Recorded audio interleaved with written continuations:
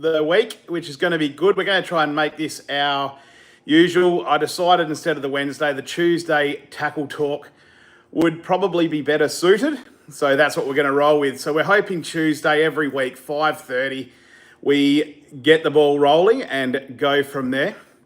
But today what we really want to talk to you about is those 1% differences you can make while surf fishing to sort of change your luck if you wish. Now, of course, with this, we encourage questions and answers through the whole thing. So as people sort of come on, I'm hoping we get some interaction and some questions around what we're talking to today. Now, just a quick bit of housekeeping before we kick off. I think it's about time we really start appreciating the people that look after the channel, which is, of course, Penn here. Penn has looked after the channel for a fair while now, and I mean, of course, we know their gear is brilliant. Colour Up is now supplying all our uniforms for the channel, which is a fantastic affiliation to have with such a fantastic clothing manufacturer. And of course, Aeroo drones have jumped on board as well to help us through. But anyway, that's all we want to touch on there. A bit of housekeeping, because without those guys, it would be a lot harder to bring you guys the content we do.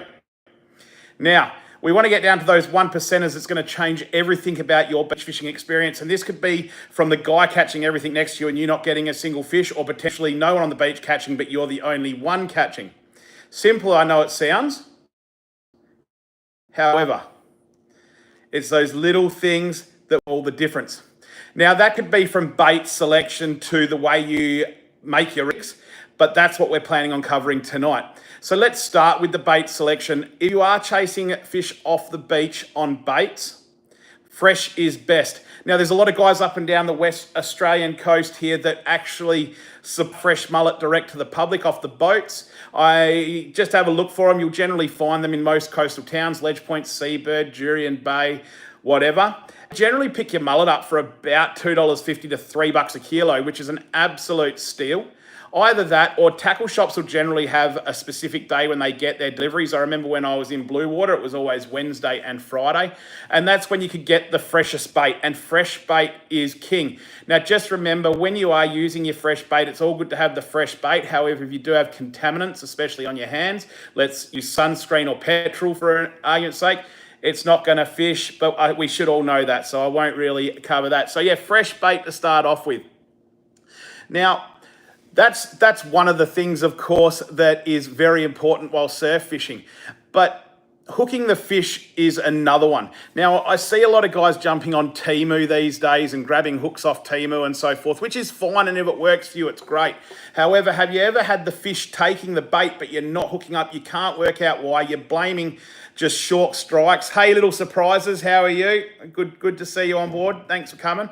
And you can't work out why these fish are hitting, you're hooking up, but they're letting go. It's generally because the Chinese hooks have a tendency to dull off pretty quick. Now, I'm a bit of a tackle snob when it comes to my hooks, because at the end of the day, that's the business end that hooks a fish and gets that fish back to me a lot of the time, or at least one of the major components. So for that reason, we do use owner a lot. You'll hear me bang on about owner in almost all of my videos, and that's because, look, since I was a grommet in the tackle trade, so 25 odd years ago, I've used owner. I've used every other brand since, but this is the only brand that I find doesn't dull over, doesn't, fold points or anything like that, and they're just very well behaved. Nolan goes beach fishing. Hey, mate, just driving, but we'll watch when I get home. Thanks, Nolan. Look forward to your feedback on this one. Guys, if you talk on this beach fishing subject, you do want to get over and have a look at Nolan Goes Beach Fishing, because this is literally what he specialises in. But as I was saying, the importance of a good quality Japanese hook, and there's a few brands other than owner, is paramount on the beach. Because as I said, if you've got a dull point, you're not hooking that fish, and that fish isn't coming to you a lot of the time. Sure, you'll get lucky. You might get a gut hook or a gill hook, which, a blunt barb will hook up. But as I said, majority of the time, using good, strong, quality Japanese hooks is a fantastic option.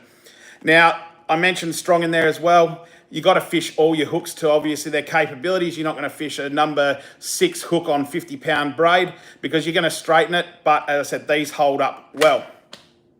Now, I suppose we could quickly touch on pre-made surf rigs. A lot of guys will opt for the convenience of a pre-made surf rig, and that's fine, especially when there's so many good options out on the market. And one I'd like to really highlight is the Vex Tailor rigs. These are fairly new from Vex, but what you'll notice they do include here is that little bit of foam there. That's fantastic for lifting your bait up out the sand. And here's another 1%er, because you're gonna get far less stingrays and shovel nose, guitar fish, etc. on the line. So that little float there really will help you a heap. The hooks in these I've found to be pretty good. There's nothing wrong with, of course, changing them out if you feel you need to, but I haven't needed to, especially when fishing for tailor.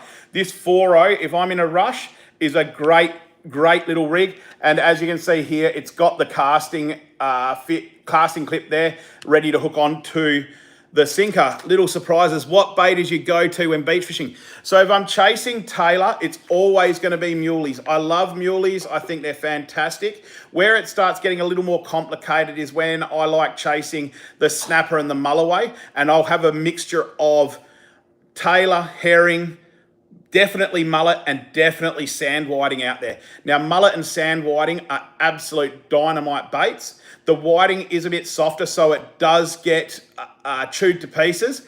Nolan, what about sand whiting? I just covered it. I beat you to it. But yeah, and the mullet is such an oily fish that it really holds well in the surf. But going back to 1% is where we're at on bait.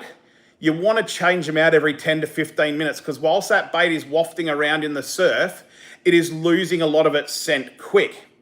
There is a way to combat it though, and I'll tell you that. So if you're fishing stuff like the dingle dangles, okay, now the dingle dangles, as we know, are a cast aid. These have the rattle in it, which for the mulloway is another 1%er, another little trick. The old rattle will certainly interfere with their lateral line and get the vibrations happening. You then put onto the dingle dangle, smear a bit of this stuff. So gulp gel or any of the scents on a dingle dangle or a foam apparatus accepts that scent well. So once that bait has washed around in the surf a bit, you've still got a bit of the backup scent. Now this stuff is designed not to wash away. It sticks like absolute whatever to the blanket. I don't know how I go about swearing on this, so I won't. But that means that you've got a bit more scent always wafting around. So if you're a bit lazier, you don't want to be changing every 10 to 15, don't be frightened to whack a bit of this scent of any brand onto your dingle dangles, and that will hold on well. Another little tip or trick which you might have seen in the drone video on Saturday is that I like to use these of all sizes. Now these are squid skirts. I like using them for the fact that they just provide that little bit of extra attraction to your bait. They encapsulate the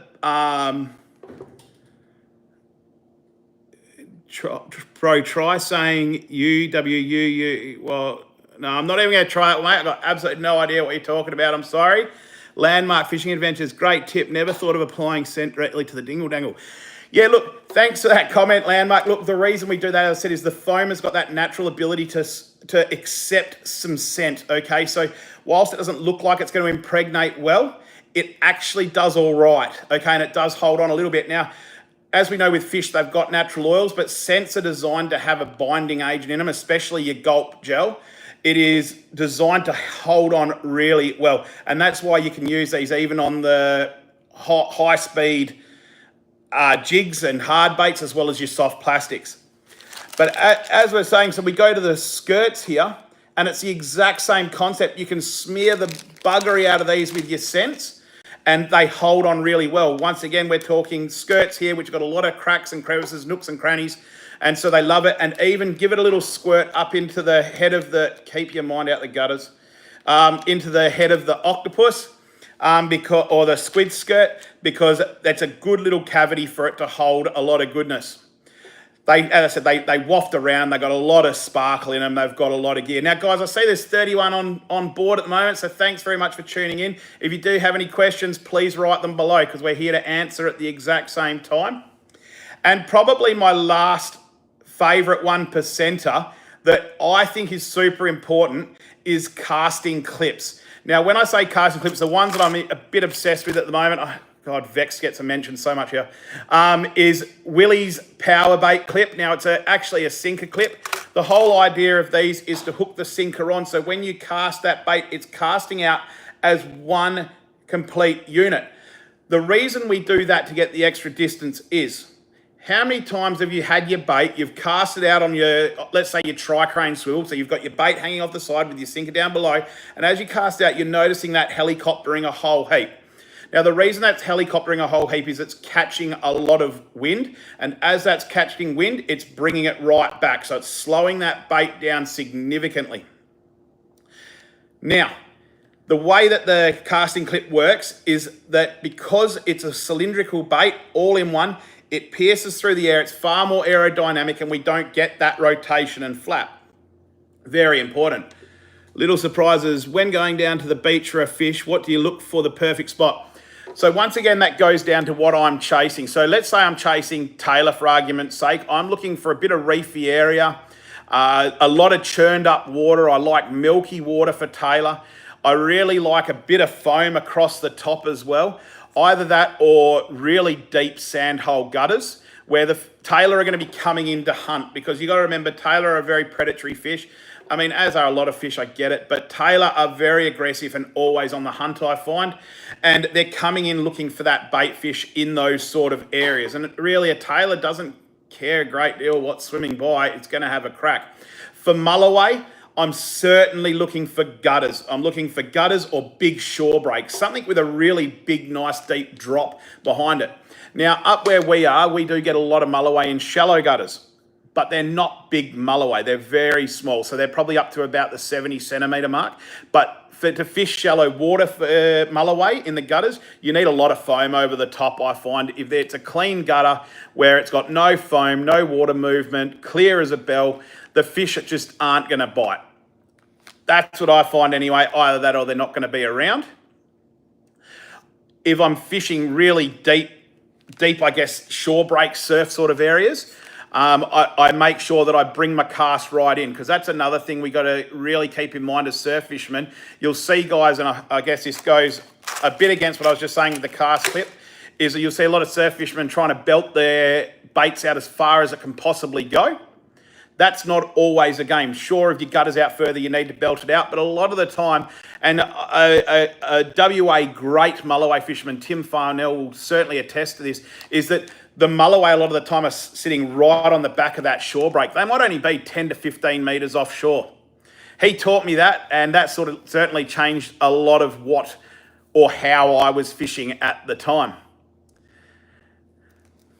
Filaments of your imagination. Hey, mate, love your content. Thank you very much, Filaments of the Imagination. I'm really glad you like it. I hope it's somewhat useful, because that's what we endeavour to bring on this channel, is useful information. And as I mentioned in the last one, without you guys watching this, we don't do what we do.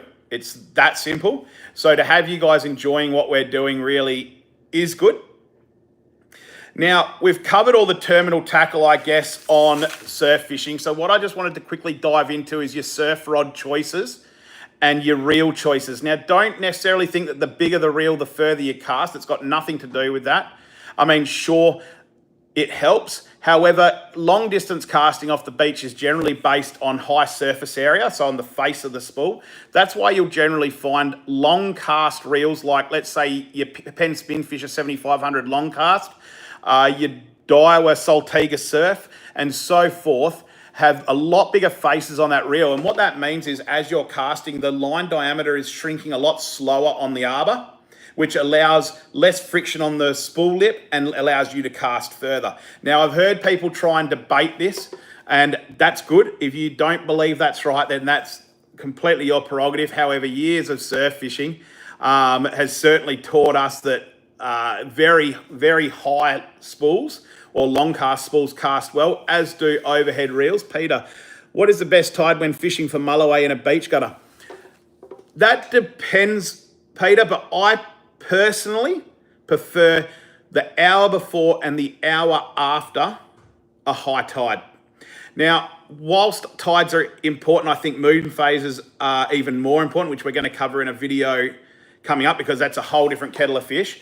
But certainly I prefer a high tide, especially when you've got a really nice funnel to the gutter. If you've got a really nice funnel to the gutter, then, you know, that hour after the high tide when the gutter's super full is just pushing all that water back out, and the mulloway will be just sitting there and just chewing on anything that gets washed out that gutter. So yeah, high tides for me, mate. Personal opinion. Justin Molina, what's the best bluefish lure or anything? So bluefish, I am certainly presuming you're mentioning or referring to our tailor. So it depends what style you like fishing for your tailor. So let's say for your bluefish, you like fishing surface. At the moment, I'm absolutely addicted to the GT ice cream in 2 ounce pink or yellow. Either that or the Berkeley Slurp in 120. If I'm fishing stick baits, it's always going to be the Zip Baits Monsoon Break or Slide Swim Minnow, SSM, in the 100 mil plus size. Or metals. Molossi are now making a cracking metal, and people are getting right onto these metals. Look, metals, some people may argue are metals, but these Molossi metals certainly seem to be changing the game for us. Soft plastics, completely different kettle of fish. I actually like throwing a really small profile soft plastic, which is the 5-inch Berkeley Power Minnow in Pearl Watermelon. Respect my authority. Hi mate, how you going? Jew, what's the best bonito lure? For bonito, I fish exactly the same lures as Taylor, with the exception of shallow diving X-Wraps. I do like shallow diving X-Wraps. They are great, they cast a mile, but predominantly for bonito, I'm going to be throwing stick baits or metals. My brother caught 6 bluefish earlier. He lost 5 there because he bought... That's fantastic. How good is a 5? Oh, hold on. He caught 6 bluefish and he lost 5. Christ. So 11 fish all up. That's a cracking session there, Justin. One that I'm sure your brother is absolutely stoked with. Jew, and as well, what's a good lure for flathead?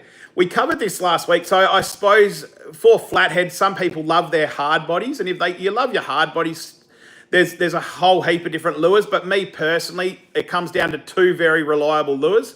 One is this one, yep, as mentioned last week, the 3-inch Pearl Watermelon Bass Minnow by Berkeley.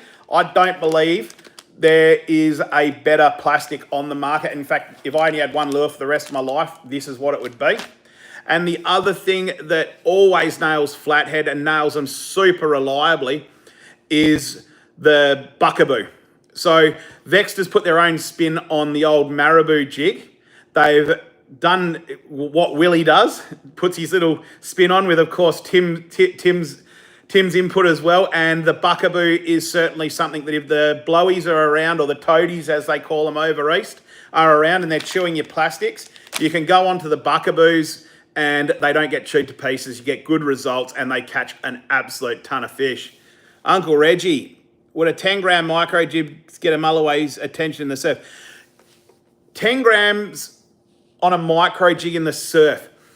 It's a tough one because there's going to be so much water movement. 10 grams is going to get lost in the surf pretty easy. So in, let's say, still water around bridge pylons and so forth, and the 10-gram micro jig might get a look in. But essentially for in the surf, if you were going to attempt micro jigging, I'd be looking at 40 grams upwards, a thinner profile jig, just so it doesn't get torn away through the current, but something that is still going to flutter. Mark H. For long casting, I've looked at overhead reels and egg beater, loving the contents as it's local to us WA guys. Mark, absolutely. So I do fish overhead and have done in the past for surf fishing. However, I'm getting lazier in my old age, which means essentially I don't take the time to cast with the finesse that an overhead reel can need. And the reason is because we're trying to, I guess, promote content to surf fishermen of all levels, and that's where the spin reels really come in, because anyone can use them. You can be as lazy or as unpolished as you like, and you'll get good results, which is why we fish the long cast spools. Absolutely, we do fish the 7500 slammers as well in the surf, which are not a long cast spool, but generally that's for holding it in closer. But you will certainly see, especially in my how-to slide baiting videos, you'll notice that we were definitely using an overhead in there, and we use that, Mark, with that predominantly for the line capacity, because the line capacity, as you would know, on overhead reels is far greater than what it is on spin. Gee, bro, I get lots of barra, but I don't know what lure to use because I only started a week ago. Look, if I could use any lure for barra, and my barra experience is fairly limited. We've only fished the Fitzroy a couple of times to good success. Would be big paddle tails. Hold on, I'll just find one. I'll exit the camera for a second. Like these. So this is the coal shad. The coal shad is a big thumping paddle tail, but what it's also got down the line here is the honeycomb texture. Now that just sends out a whole heap of vibrations.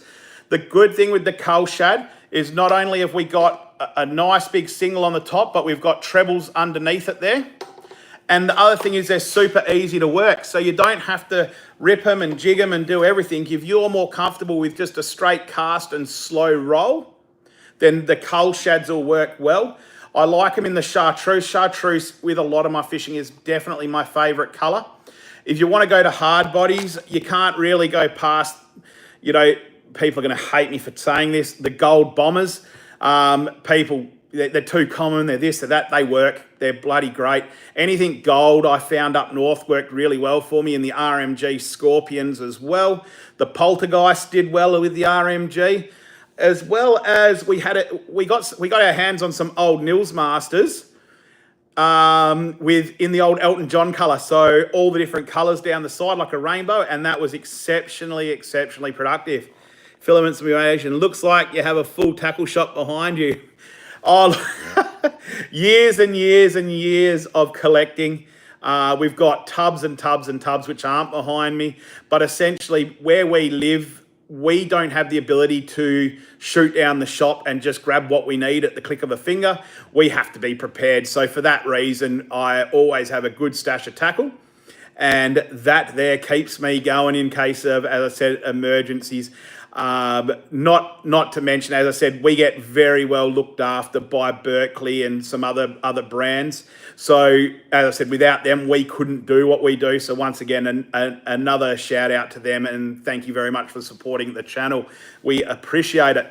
How often do we live stream? Look, Jew, we're going to be aiming to live stream every Tuesday as a Tuesday tackle chat, if you like. We're going to be aiming to be on at 5:30 to 6 o'clock. That's obviously that's Western Standard Time. We purely dependent on workload for the day, because we also do work full time. So it's about, you know, getting home and making sure the kids are right to go and all that, and then we can get into the shed and get cranking. So yeah, that's what it really hinges on there. Is there any other questions people might have around beach fishing or anything fishing, mind you? How did I get into fishing? We got into fishing, Filaments of the Imagination, great question. When we were really young, we grew up at a place called Wedge Island, pretty much with my dad. Dad owns a boatyard, so we're always on boats and always around the fishing environment. Myself and my three other brothers, I know I just held up four fingers, see me. They all get into it as well. In fact, my two brothers, Cameron and Scott, are really the hidden gems when it comes to fishing. They act like they know nothing, but they actually know a terrific amount and a dynamite on the rod and reel when they get into it. But, you know, that's how we started off fishing up at Wedge Island, chasing herring and so forth. So, yeah. JX, what's your favourite bait for off the rock or jetty fishing? If I had to have one bait for the rest of my life that would do everything from river to rocks to beach, it's going to be mullet. You can use mullet strip baits for brim. You can use them as fillet baits for mulloway, chunk baits for snapper, or whole baits for shark. So it's definitely going to be mullet. Make sure you scale your mullet if you're fishing in the river. The skin itself is super tough, so you don't have to rely on those big fat old scales that the mullet have got to get you by. Gee, hey, I need to get my cousin a reel, and I don't know what to get him. It has to be a spinning reel. What kind of fishing's that for, Gee? Mullet won't crumble that easy, JX, if it's fresh. Mullet really holds on well.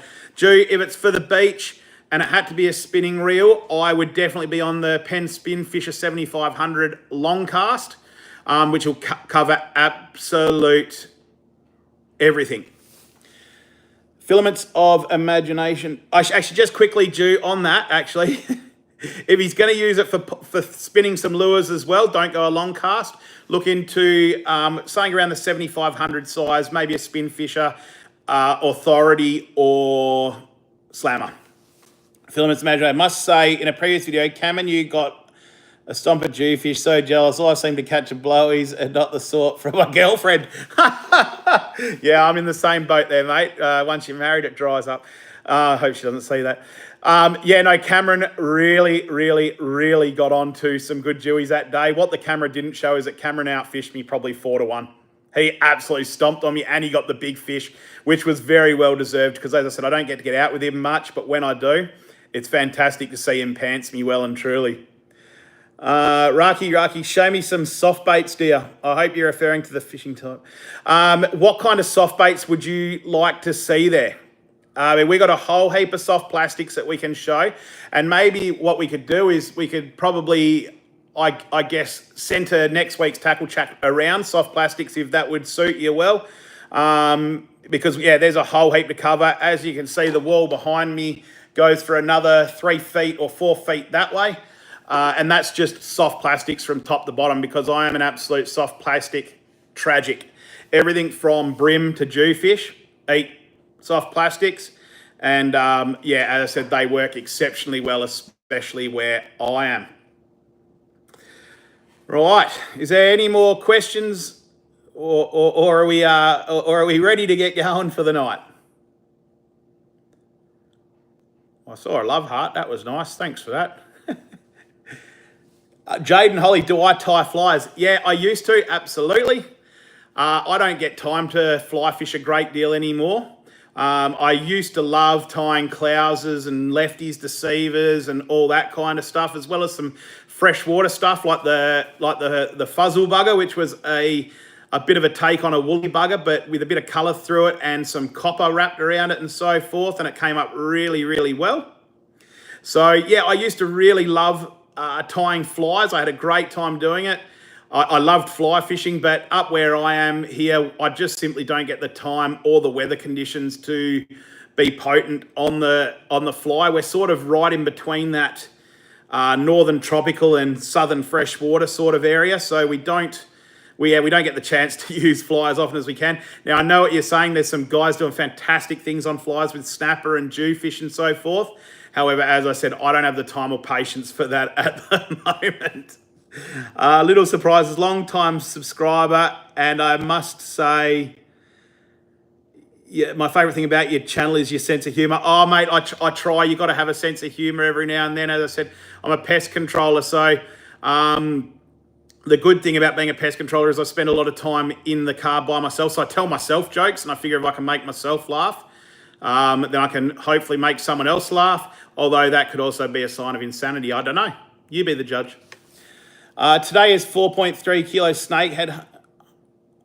Now we're talking. So I'd imagine, Raki, you're in Thailand. Surely you are from Thailand with some snakehead, because what I would do to be able to get stuck into some snakehead, but we just simply don't get them here in Australia. So I am absolutely stoked that you are on board, because I would love to talk snakehead in future lives. I would absolutely love to. So yeah, any information you've got on that. But yeah, it seems to read that your rod broke. That's not good. Yeah, sorry to hear about that. Hugh, how do you feel about the donkey rig? Oh, mate, generally the only donkey rig I know is the donkey that's usually tying it, which is me. I don't know much about the donkey rig per se, but I'd be stoked if you could find us on Facebook, mate, and explain a bit more about that in the messages, mate. I'd be really stoked to have a chat to you about that. Kyle, cheers from Portland, Oregon. Mate, how good is that? Getting people from Oregon as well, mate. I'm absolutely stoked to have you having a watch from all the way over there, mate. So thank you very much for tuning in. That's absolutely sensational. Jaden Holly, definitely subscribing. Jaden, thank you very much for subscribing. Just quickly, as I said, subscribing's free for you guys, but it helps us out in a great way. It's got nothing to do with monetary gain or anything like that. What it does, subscribing to me shows me that the audience is enjoying what I'm talking about. So it's more about helping me understand what you guys like to see as the audience, and therefore we can tailor more stuff around what you want to see. So subscribing to me is all about understanding whether you're enjoying the content or not. And you're from Missouri. How good. Look, I know it might seem that I'm a little bit stoked, because I am, because to have overseas listeners or watchers, it really, yeah, mate, it makes me happy, because as I never thought in my wildest dreams that I'd be able to reach people overseas or at different parts of the world and have them on board. Like, that is just sensational. And as always, if anyone here's ever got questions outside of the lives, don't be frightened to find us on Facebook. We don't use Insta a great deal. We are on it, so you would get a hold of us, but Facebook's generally the place. And we're happy to answer any questions outside at any given time. So that's a given. Don't be frightened to, yeah, as I said, get on there. Hello from Bunbury. How's the weather down there, Sean? How good is it that we've finally got a break in this rubbish rain? Like, today was sensational. 25 degrees Celsius. I never thought I would be so happy to see 25 degrees. I'm usually a cold weather man. But yeah, no, 25 after what we've been getting dealt, I'm happy. Landmark Fishing, nice work, mate. Yeah, thanks very much, Landmark. Really happy there. Hugh, dual fluke swim bait. One is riding free on the main line. Yeah, excellent. I'll look into that. That's for sure. Yeah, absolutely. I'll have a good look into that. Nolan, I might go live soon. You're inspiring me. And so many guys, if you haven't checked out Nolan Beach Fishing, just quickly have a quick click on him, because he does bring a lot of live content that's very good. Well worth jumping on board. And he's doing a lot of tackle or influencer interviews. I've already done one with him. So if you want to learn a bit more about me behind the scenes, jump over and check that out. Jaden Holly, is your name on Facebook the same as YouTube? Yep, On Point Adventures, mate. On Point Adventures on there, or Insta.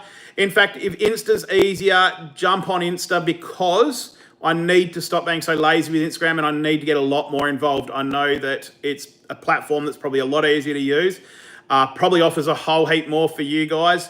So yeah, it's something that I really need to get onto more. Sean, good today. I think rain tomorrow. Yeah, rain tomorrow. It is. Yeah, back up the wazoo. But this weekend is going to be sensational. So it's going to be really good to send out some baits, hopefully on the drone. We're going to get the aeroo back up, and I really want to get that Penn torque working. I've had a new Penn torque for a couple of weeks now and done nothing with it. Nolan, I'm a small creator, but On Point Adventures, yeah, mate. Look, it's not about whether you're big or small. I believe you've got so much to give on your channel. As I said, I don't think the subscriber count or anything indicates how good a channel is. It's just simply about, as soon as you're discovered, you're going to be off. Trust me. HAZ1NR. I don't know how to say that, so sorry about that. Would you rather get pricked by a stingray barb or bump into the powerfish in the mangroves? Can I have both? I mean, both sound like a terrific good time, especially if old mangrove Merv's in there as well. And yeah, we'd be right, mate. We can compare flatties. I'm sure the powerfish would love that. Nolan goes beach fishing. It's not about the size. Sorry, I've been distracted, Nolan. You're right. It's not about the size. You're getting pricked either way. Well, as I said, mate, why not just man up, be a man, and take both? You get pricked twice. Why not? As I said, I don't care. Nolan, I'd love to meet the powerfish and get a barb going. Mate, I don't think this is going to be the channel to get in touch with powerfish, because I don't even think I'd be a blip on old powerfish's radar. However, I'm sure with the right avenues, maybe go hiding in some of them Queensland mangroves, you might find him. All right, well, as I said, is there any more questions? I can see we got 69 people watching at the moment. What a number that is. Is there any more questions before we jump off this live? Once again, it was meant to be 15 minutes. We're at 35, and I'm absolutely having a ball. Like, this is actually bloody good fun. What's your favourite song? Holy moly! Oh Christ!